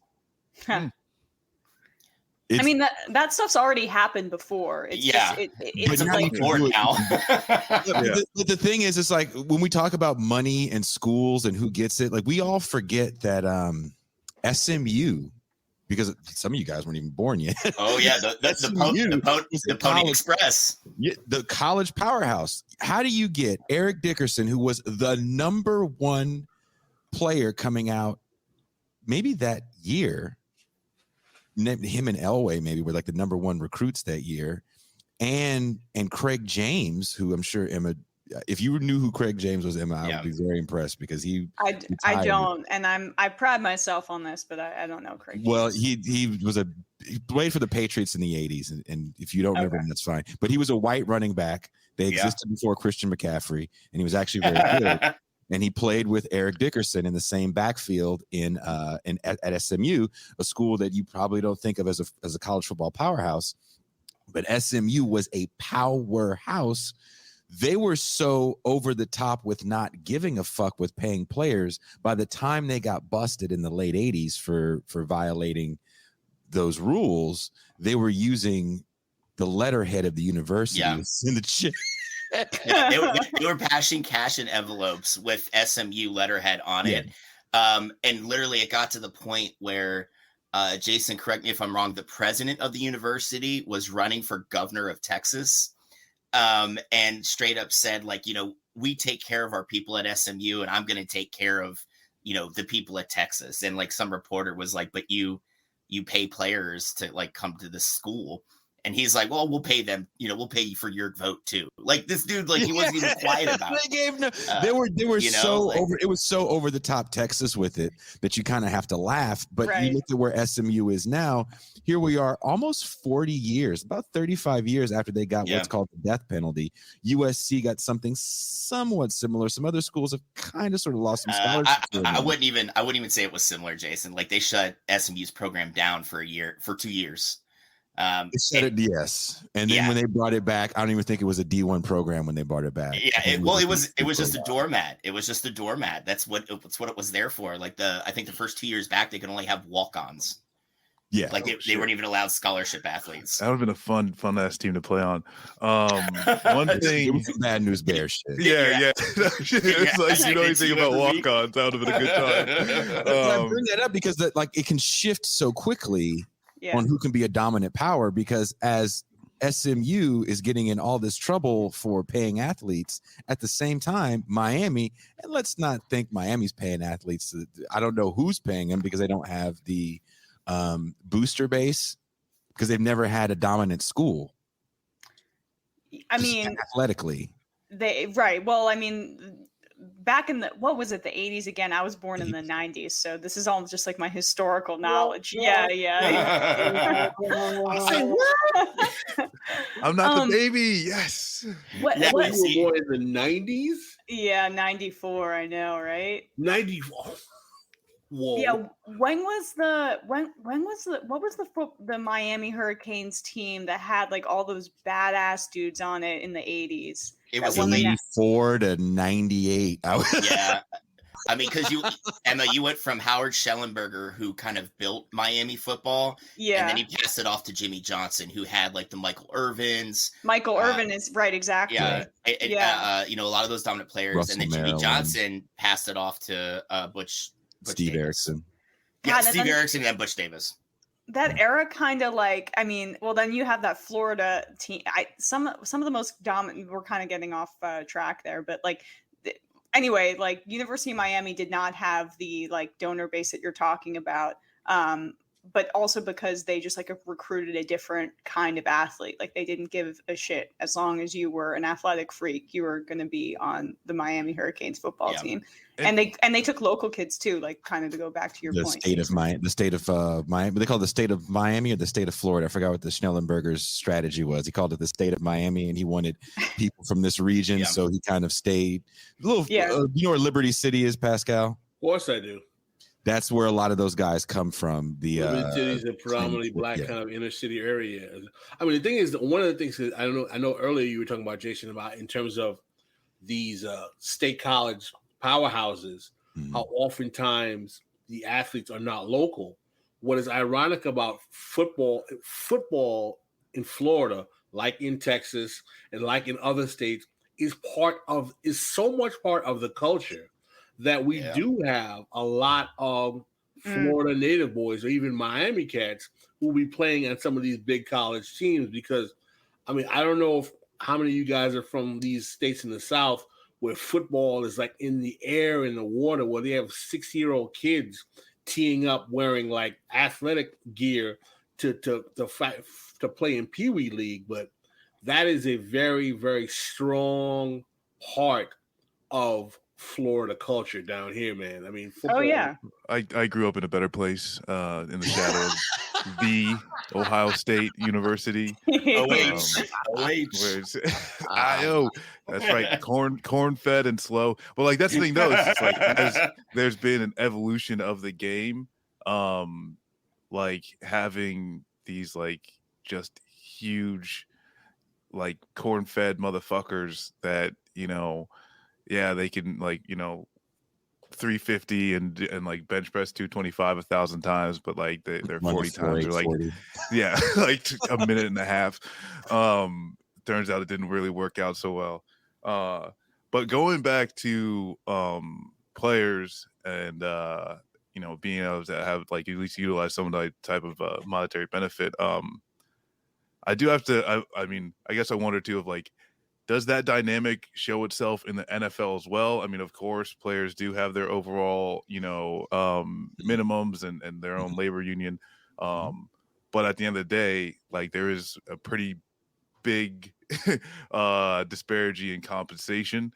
And also, one question to the panel is, do you think this will create longevity in the college game? In which case, hey, if I'm making money now, it might be worth to just stick around. And I have to assume that, certain states and schools are going to be like, hey, if this is going to get us better players, we'll do whatever we got to do to facilitate these things.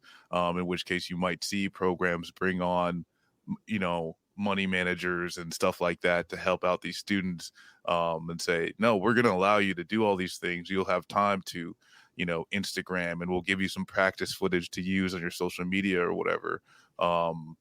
And then those, they might be sticking around for longer and longer as they've like created a business in themselves within their team. I see it as a little different. I don't see it as like having any sort of effect in that aspect. I think there's a couple things, and there's another thing I wanted to bring up, which is the fact that we're seeing, especially in basketball, a lot more legacy athletes. And it's something that a lot of people don't talk about. And Pascal up a little bit when he talks about these young kids playing Pee Wee football all geared out. You got to have money. Traveling teams cost money. AAU basketball, who pays for that? The jobber kids that aren't very good. But when I look at a team like the Golden State Warriors, right? I am a Bay native. Those are my guys. How many of the starting five have dads that NBA? How many on the whole team? I'm a Knicks fan. I mean, RJ Barrett is a prime example of, like, son of a pro player, right? How many you sent out? I think it was you sent out an article or a chart, as a matter of fact. I don't know if it was you or somebody else. It was me. You sent out a chart. Yeah. That kind of had like a statistical analysis of the number of NBA players over time who were the children of NBA players. And the chart very effectively demonstrates how, as we progress closer to the contemporary moment, there's like a proliferation in number of guys who are NBA athletes whose dads, I think there was even one time where it was a dad and a granddad, as a matter of fact, who were. I think there's a few of those it's becoming a class project. So Coach Will, it's my best friend, and he called me up, and I've been like getting on him about this because it's been something I've been kind of looking at. And he out of the blue, he sent me that chart. He goes, right now, both teams starting fives, there's 10 players on the court right now whose dads played in the NBA. That's insane to think about. So now you're looking at college and pro basketball as much like European sports, where it's a class project. And Will was hockey. Let's be real, like the NHL. Very the simple, NHL. very, very the bar to entry for hockey is because that's probably one of the most expensive sports you can play gear wise. If not the most expensive for the big four, as we're looking at it, right? That's why it's all fucking white, and I mean, like that's mostly why I would say. It's insane to think that it's a bit of a class project. And as Will was telling me about these different leagues that spring up, there was things that I didn't know about when we talk about eligibility on the college level. And a few years ago, was it LeVar Ball? Is that the dad of the ball kids? Yeah. Had started a league, and he said he was going to pay kids, right? He was going to, I'll pay you. Play in my league, I'll pay you. Well, you didn't make that much money if you weren't a big name or a big time, 5-star athlete. So there was a lot of guys that played a couple games in that league that got a couple $100 that are literally ineligible to play. Yeah. Yeah. And that the thing is, Jason, that was always the big thing when he said he was going to start this league, because it didn't have any financial backing outside of him. And he took out loans to start it. Say what you want. I admire him for being a giant advocate for his children. I think that's a great thing. But Ball is a shit businessman, and I wish he would figure that out. Well, I also just don't like the number one thing for an NBA farm system that I want to see put in place is for the G League to have like a more robust funding and like an actual filtration, because the NBA, we talked about the NFL a lot because I think it's more exploitative, or college football. At least for the NFL, you have to play 3 years of college ball before you can be eligible for the draft. For the NBA, you just need 1 year. So the NBA has been a bit more aggressive in advocating for its players, because then, okay, you just have to basically play for 1 year and then you can come cash in the NBA. But the bar to entry is higher, even though, because the NBA, like, there's only starting 5 on every team and then the bench, right? Like it's harder to get there. But if you want to, in advocating for players' rights and for them to get paid, you don't want them to have to buy into a league set up by a dad who has the resources and like the PR acumen. I mean, basically he's kind of just a troll, but like the ability to go on, First Take and advocate for it, as opposed to a larger infrastructure where, like, say you're not in the NBA yet and you're working your way up there, you can still get paid a good amount to play in the G League. Well, I think, I mean, at the end of the day, maybe like a more European model, I guess, would at the end, would be best, completely separating athletics from, schools as the the ladder to actually get to into professional, and to which case, like, if you're 15 years old, you could get a job pushing carts or whatever, but if you're 15 years old and really good at soccer, is it possible you could get just a job playing soccer at and then going on from there is just like the higher level of leagues, which could be age dependent or skill dependent. All these things could be sussed out, but at the end of the day, that's kind of like the issue there, is like it's attached to institutions that need to make money to deliver quote unquote education in the large. Yeah, I mean that's the biggest issue with college sports, right? Like, they're supposed to be institutions where you go to receive an education. I mean, but we've seen it flipped on its head now. The institution itself is just like a kind of like a delivery vehicle for the sport, right? I mean, LSU for the past 2 years has decided that they would not and fiscally could not give administration, or not administration, but support staff and faculty raises. But we saw them just give $95 million to Brian Kelly. They also bought him a $1.5 million house in Baton Rouge, and much like Lincoln Riley, he gets full access to the university's private jet. Now, this is the kicker.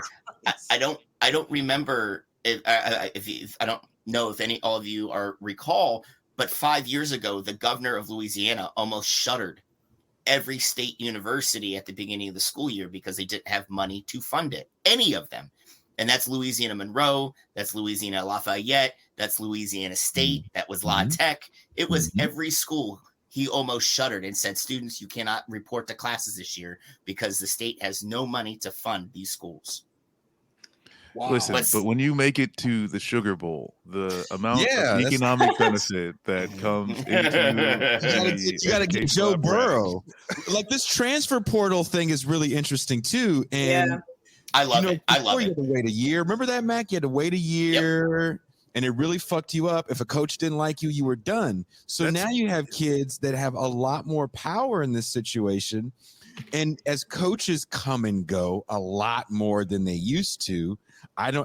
Who's the only legacy coach we have right now that's been around for over 10 years? Nick Saban. Saban. I mean, let me just like make this point before I lose it about college coaches, because I don't know if you guys saw this Urban Meyer piece that came out from NFL.com, which is usually like a propaganda outfit for the NFL.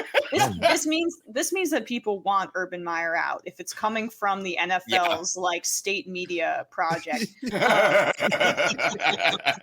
So Urban Meyer, among like a variety of other things that he's done, which have been, questionable, Dude he sucks.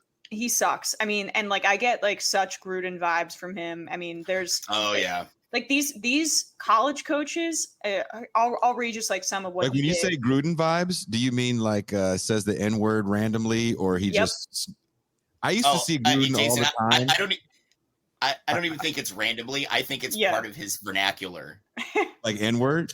Yes, We might have to have like a whole separate show about how Urban Meyer sucks. But look, I used to run that. into John Gruden all the time at the mall in Pleasanton, California, when he was first with the Raiders, and I would see him because he's like a fucking regular ass looking white guy. Like you can't look. He's small. More, yeah, and he's a small regular ass white guy, and no one would notice him. This is like 99, and no one would fucking notice him. This is before the Raiders were okay, but I don't know why no one would think that he'd be there. So I'd see him, and he'd look at me, he'd be like, "Ha!" And he'd point and smile, and he'd like talk to you for a minute. And never did he call me the N-word. Well, I mean, he might have thought it. It didn't work for him. So Urban Meyer, basically, like we know all the scandals, but Marvin Jones, this is from the piece, one of the locker room's most respected and mild-mannered veterans, became so angry with Meyer's public and private criticism of the receiver group that he left the facility until other staff members convinced him to come back, and had a heated argument with Meyer during practice. There are other things, but this one part is actually what I wanted to read.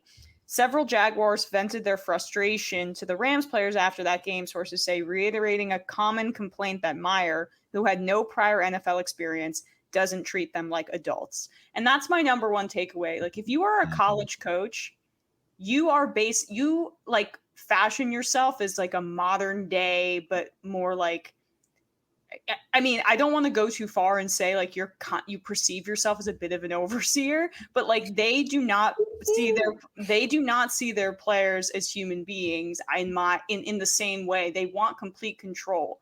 Like NFL coaches, they have to deal with the fact that their players, who are often Black, are grown adults. They have their own lives. They have their own opinions. And in college, they have complete, utter control over them because they are not getting paid, and their entire future and career prospects are determined by like the whims of an egotistical white guy who is getting paid a ton of money to just act as a dictator of this particular program. And Urban Meyer is such a like backwards ass old racist white guy.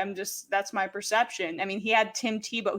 He signed Tim Tebow, a washed Tim Tebow, just like for his aura and his evangelical presence on that team. Like and he made it 3 weeks before they realized that this dude couldn't block so he could be a tight end. Yeah, I mean, he couldn't throw either, but that's beside the point. Like this is more common, I think, in college football. What was it? The Oklahoma State coach earlier this year, who had those like anti-Black Lives Matter comments. Like these guys do not want to be questioned, and they want to move their Black players around like chess pieces, and then also not give them the respect and dignity as human beings, and of course, not pay them or treat them with respect. Mike Gundy, Mike Barry Sanders quarterback. So Mike Gundy 2 years ago also wore a One America News Network t-shirt at a press conference, and when Chuba Hubbard, the star running back, questioned him, he was like, I don't see the big deal, I don't see color. And it's like, bro,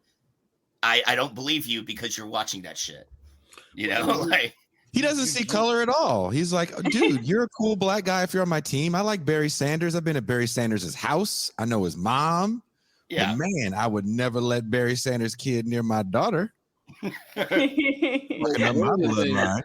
the things that I find interesting about conversations about sports, and Jason knows this, is the way in which race and sports come together and cross paths in American social and political discourse, and particularly in this moment where people mistakenly or not believe that there's an age of racial reckoning going on. We're familiar with the discourse and so on and so forth, and the wokeness, the cancel culture, all of this politicization of racial phenomenon and racial discourse.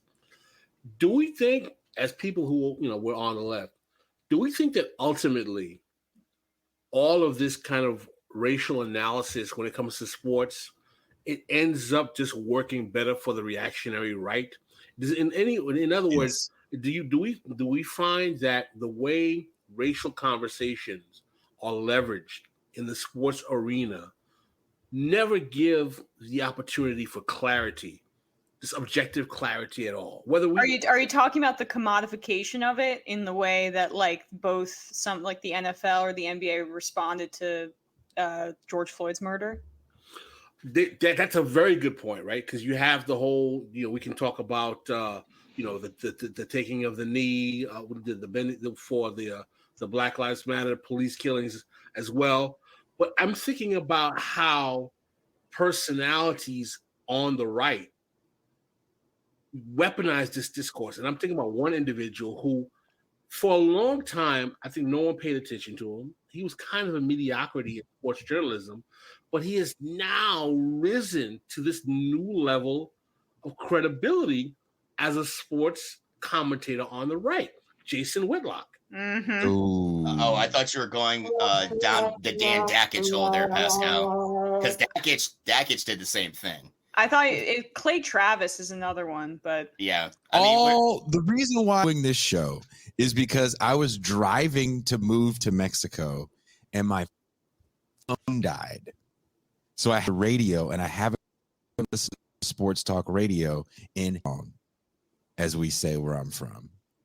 And all I heard was insane right-wing reactionary nonsense. And now I kind of hate listen to this shit because even though I stay in Mexico, I'm not that far from the border. So I get sports radio, actually US sports radio. And there's one guy in particular that's just horrible, like over the top racist shit they say. Every black quarterback has to run and isn't that smart, but they don't say it's kind of coded, but not really. Stadiums are great for the city. It's insane how the average sports show, I don't care if it's on Fox or CBS, is littered with crazy right-wing reactionary rhetoric. Well, I mean, I think it goes back into something Marcus was saying earlier, right? Conservatives have had a 40, 50, 60-year plan to kind of work behind the scenes, I guess, leaning more into the courts and fighting kind of social, like what they would consider social ills, right? Like they're front and center in these what do they call it? The culture wars shit, right?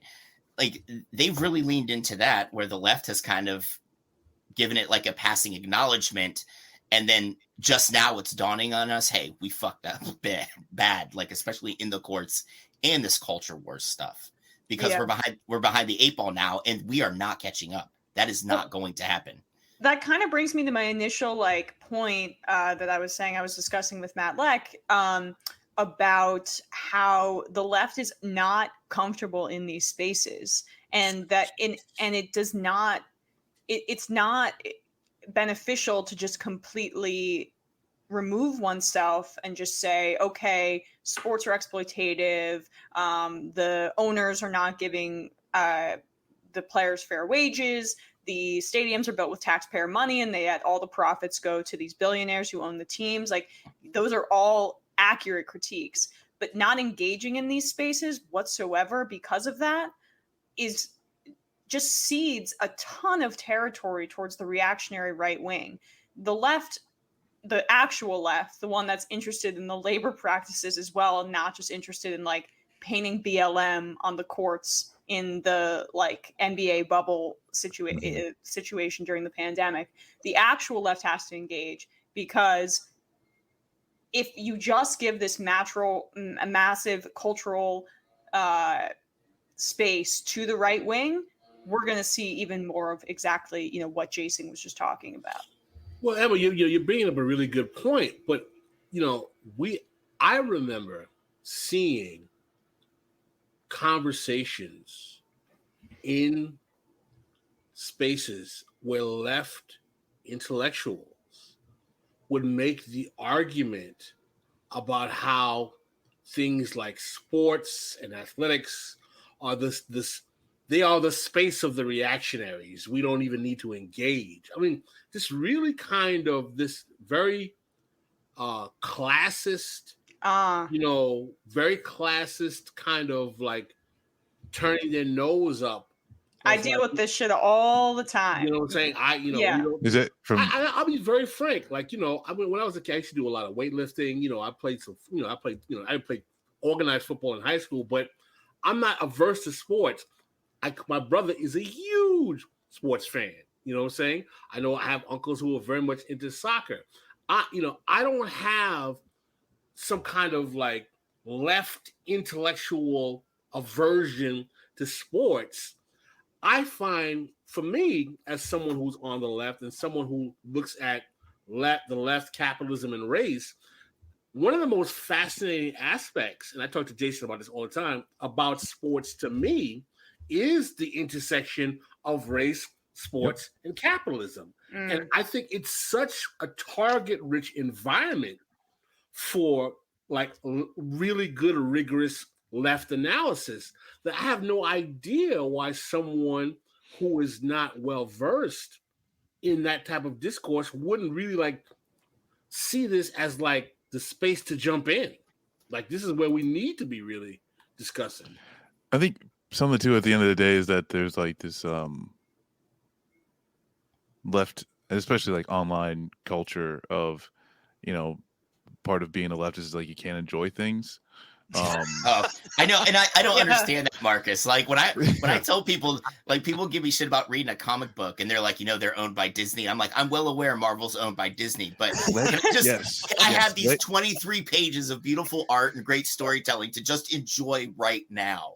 And so I think like even a part that like the most basic thing is it's so important to do is just enjoy life and the things that were like it'd almost be like, oh, we can't talk about music because there's certain companies that make a whole like billions of dollars off of exploiting certain artists and stuff like that.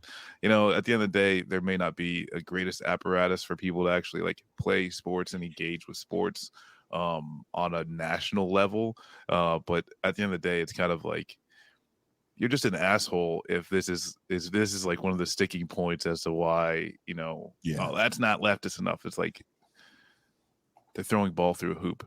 Just chill out. Well, CLRG. Before we go, hold on. Before we go, we got to wrap up soon. I do want to ask Emma this before we go. So this is kind of a preview, guys, for what we're going to be doing every other Sunday on This Is Revolution. We will be doing a sports show. Emma probably won't be on every other Sunday. She probably won't be on at all again. Yeah, but I'd love to. I mean, it depends on when you guys are filming it, but I would love to like join an hour in, before especially. Football starts because I'm not stupid. There we go. I mean, I wasn't gonna say it, but yeah, not that I'm like that excited about watching the Giants these days, but I have to do it. It's my, I can't not watch. Who do you have? Who are your Super Bowl, not even Super Bowl picks? So the AFC and NFC championship game, who do you got? I called my shot a few weeks ago on the Patriots being in the AFC championship game. And I get so many responses like, oh, are you kidding me? Like, they're done. They're not the same.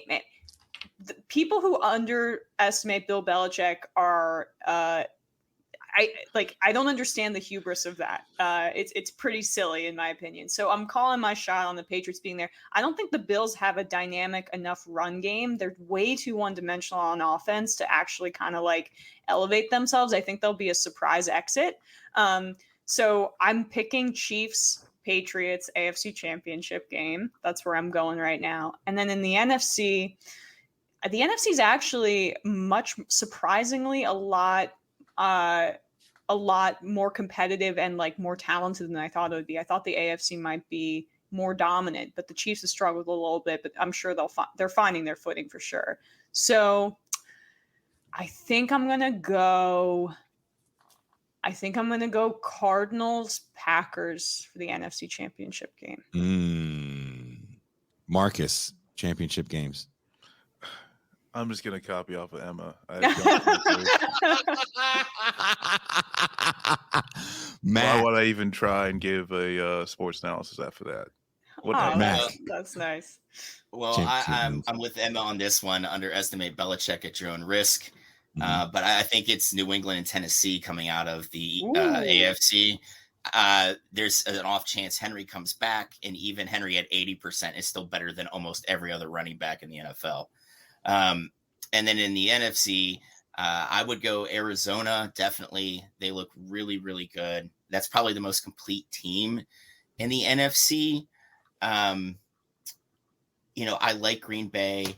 I just don't know if they could pull it out, but they don't have the top end talent of like the Rams either. Yeah. Like it's just so on Rodgers and then on them being efficient, which I worry about that pick. So I'm least confident of those four in the Packers one. But I think the NFC is going to come down to Arizona and Tampa. Tampa's just got too much talent on offense.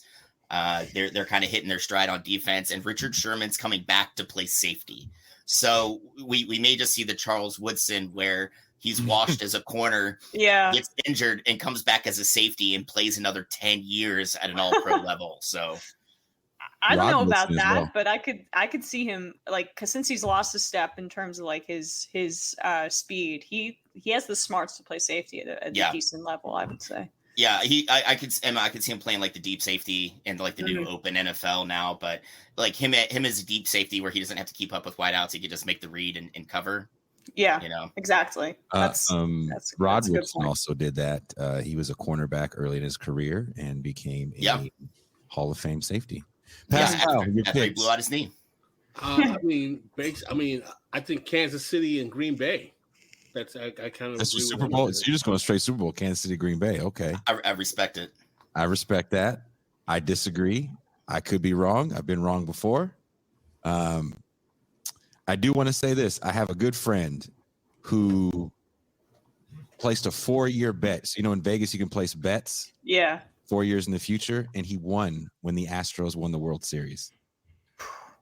Oh, gross. It was like 500 to 1 odds. They cheated. That's a future bet. That's one kind of futures bet. So if you guys are really analysts, if you guys are really people that analyze the game, it's always something to think about. Go to Vegas and place that bet, or Atlantic City, since you guys are near shitty Vegas. No argument for me there. Atlantic City fucking sucks. Before we go, I will say the Cardinals. I think Kyler Murray with the coach there. I can't think of his name right now. Cliff Kingsbury, the whitest name in football. The whitest Cliff with football. a K. Yeah, like a Kardashian. Cliff Kingsbury and Kyler Murray is a match made in heaven. I love watching that team. I love watching a 5'10" beige quarterback that looks like my kids fucking get the fuck off. It gives me hope as a dad of regular sized children that they might be in the league. I definitely think it's going to be Cardinals Bucks, and I'm going to go on a crazy pick and say Baltimore, San Diego. Ooh. Oh, wow. Yep. Yeah. All right. I mean, Herbert's the man. If he had come out of Oregon 1 year earlier, the Giants were going to draft him, and it breaks my heart. But like a loser, he decided to stay so he could play with his brother. I mean, who does that? Matt Leinart. And now you're stuck with Danny Dimes. Yep. I thought that kid was going to be okay. I'm sure Emma doesn't remember. We were having a Twitter conversation about Daniel Jones's first preseason game. Oh, damn. And I was like, I think this kid, because I watched him at Duke, and I thought he was going to be okay. He's okay. I mean, But that's the issue, Jason. You watched him play football at Duke. He should have never been a top 10 pick, man. I like Peyton goes there and plays with those guys every year. I can't think. It was a Cutcliffe.